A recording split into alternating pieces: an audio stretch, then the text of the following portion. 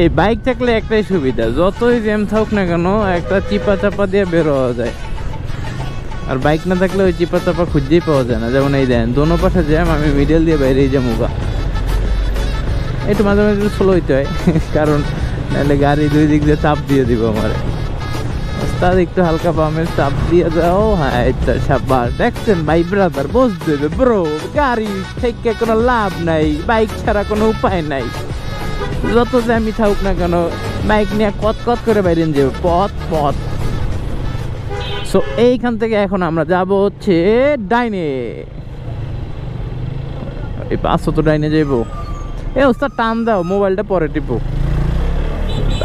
বাইরে যা।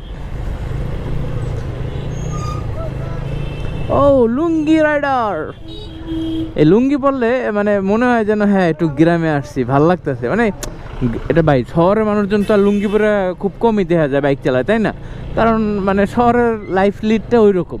আর গ্রামের মানুষজন ফ্রি, মানে যা মন চায় এটা পরে লুঙ্গি খাতা বালিশ পরে মনে করেন হাঁটাচলা করে। তো এটা একটা ভালো জিনিস, মানে ভাল লাগে যে না গ্রামে আসছি, মানে গ্রামের ফিল্ডে শহরে জ্যাম জট আর কতদিন ভালো লাগে।